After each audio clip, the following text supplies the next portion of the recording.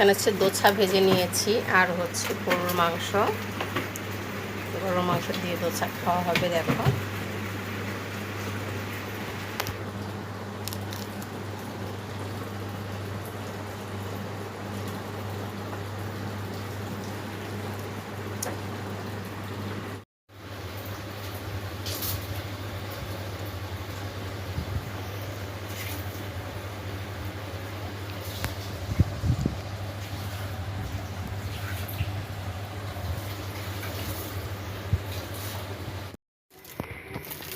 এই যে দেখো আমি বাদাম নিয়ে এসেছিলাম আর বাদামগুলিকে ভেজে নেব।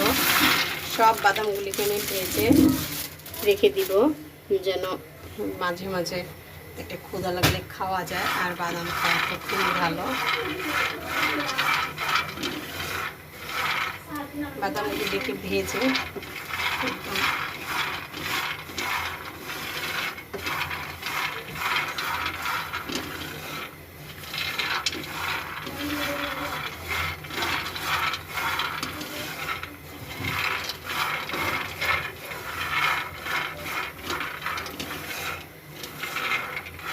বাজারে গিয়েছিলাম, তো সেখান থেকে কিছু বাদাম কিনে নিয়ে আসলাম। বাচ্চারা প্রচুর বাদাম পছন্দ করে।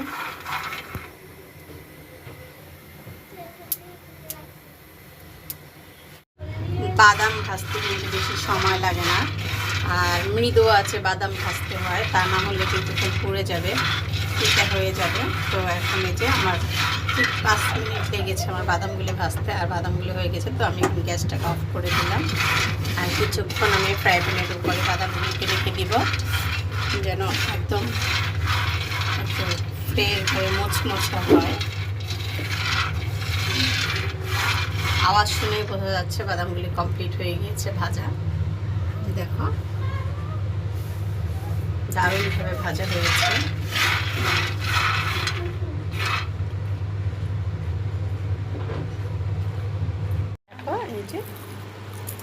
দেখো এই যে বাদামগুলি খুব তাড়াতাড়ি করে একদম ছোলা হয়ে গেছে, দারুণ ভাজা হয়েছে। দেখো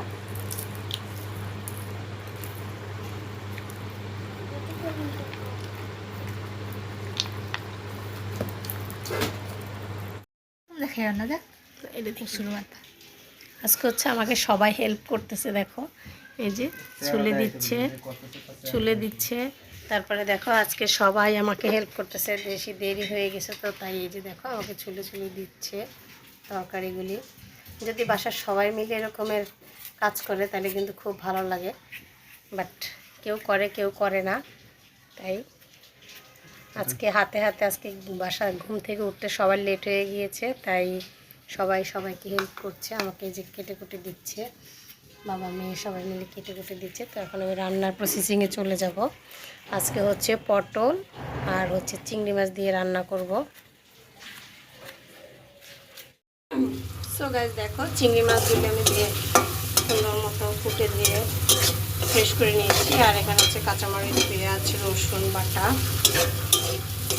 আর ধনে জিরা সব কিছু দিয়েছি, মরিচের গুঁড়ো, হলুদের গুঁড়ো সব কিছু দিয়ে চিংড়ি মাছটাকে একটু ভালো করে কষিয়ে নিয়ে তার মধ্যে দিয়ে দিব হচ্ছে পটল। আজকে সব কাজের মধ্যে তারা বাপ বেটারা হেল্প করেছে আমাকে, আর না করেও তো উপায় নেই, কারণ হচ্ছে সকালবেলা আজকে একটু ঘুম থেকে উঠতে লেট হয়ে গিয়েছে, সেজন্যই গ্যাসের পরিস্থিতি খুবই খারাপ। এই জন্য আজকে লেট না করে তাড়াতাড়ি করে রান্না করা শুরু করে দিয়েছি। দেখতেই পাচ্ছ হচ্ছে যে দেখো আমি পটলগুলিকে ধুয়ে ফ্রেশ করে নিয়েছি আর এখন এগুলিকে দিয়ে দিল।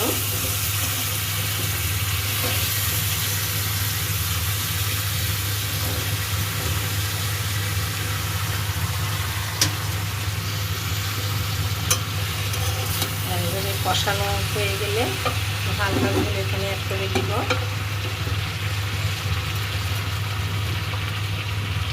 তো গাইস দেখো এখানে হচ্ছে আমি এই যে আদাগুলিকে ছুলে নিচ্ছি, এক এক করে আদা ছুলে নিচ্ছি। আর এখানে হচ্ছে রসুন ছুলে নিয়েছি। তো এগুলি আছে আমার ব্লেন্ডার নষ্ট হয়ে গিয়েছে, তাই আমি এগুলি পাটায় একটু পিষে নিব। ওকে হ্যালো গাইস, দেখো এখানে আমি আদাগুলিকে একদম সুন্দর কেটে নিয়েছি, ধুয়ে পরিষ্কার করে নিয়েছি। এখন আমি এই আদাগুলিকে একদম সুন্দর কেটে নিয়ে তারপরে হচ্ছে বাটা শুরু করে দিব। আমি তোমাদেরকে একটু দেখিয়ে দিচ্ছি। আদাগুলিকে নিমেষেই কিন্তু কাটা যায়, যদি ঠিকভাবে করে কেটে নাও তাহলে হবে কি একটু কষ্ট কম হবে। কাটা ছোট টুকরো করে নিলে বাটতে একটু সুবিধা হবে।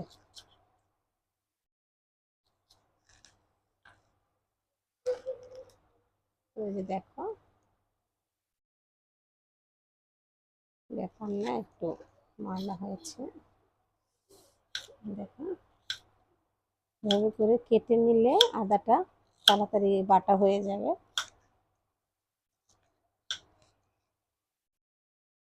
ছোট ছোট টুকরো করে নিলে আদাটা তাড়াতাড়ি করেই নিমেষে বাটা বাটা হয়ে যাবে, কষ্ট কম হবে।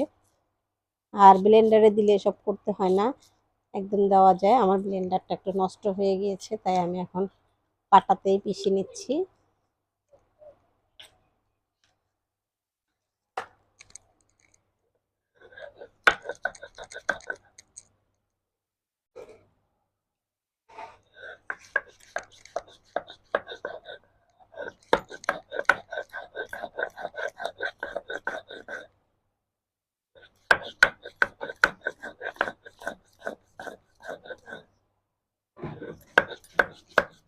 কেটে ধুয়ে একদম পরিষ্কার করে নিয়েছি, আর এখন হচ্ছে বেটে নিব।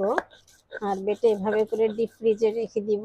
তারপরে হচ্ছে ছোট ছোট টুকরো করে এটাকে আমি রেগুলার যে ইউজ করি সেভাবে ইউজ করব।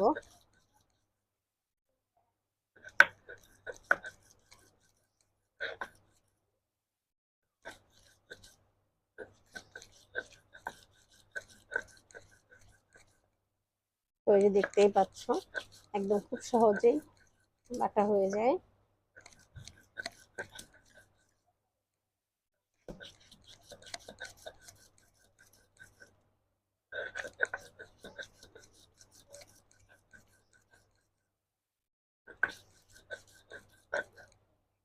এভাবে সবটুকু আদা আর রসুন আমি সব বেটে নিব একসাথে করে করে।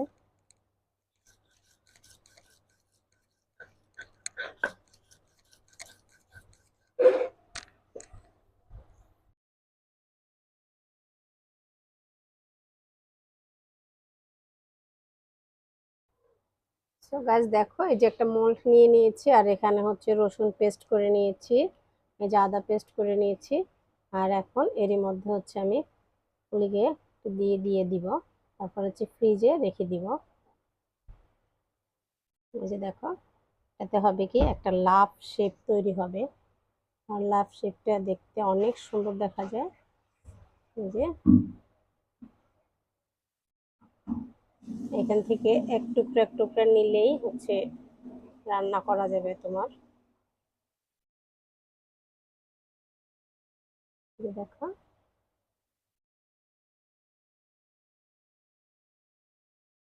তোমার যতটুকু দরকার এখান থেকে এক টুকরা নিলেই হচ্ছে হয়ে যাবে।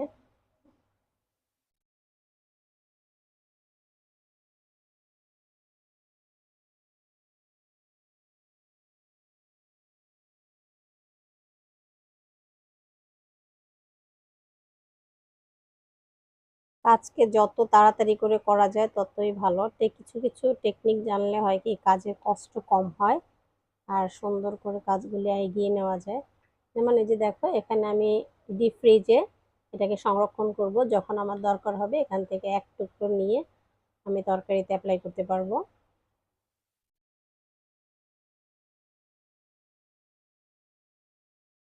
তো এভাবে করে হচ্ছে আমি ফ্রিজে রেখে দেখো, এই যে হচ্ছে আমার ভাজাটা হয়ে গিয়েছে, আর এখন হচ্ছে আমি নামিয়ে নিব। হয়ে গিয়েছে, এদিক থেকে রসুন বাটা লাগবে, আর এটাকে এভাবে করে দিলেই হচ্ছে চলে আসতেছে। দেখো কি সুন্দর লাভ শেপ হয়েছে এটা। আর এটাকে আমি এভাবে করেই তুলে নিব। দেখো একদম এত সুন্দর, একদম নিমেষেই হচ্ছে বের হয়ে আসে। যখন আমার যতটুকু দরকার হবে আমি ততটুকুই তুলে নিব রান্না করার জন্য। তো দেখো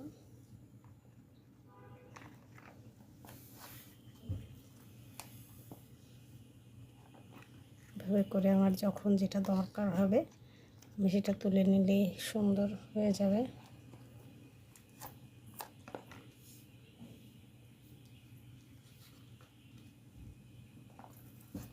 দেখতেই পাচ্ছ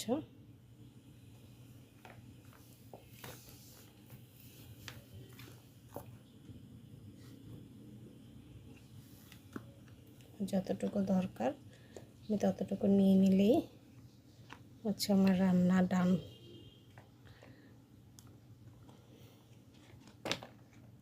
এটাকে আমি ধুয়ে ফেলবো।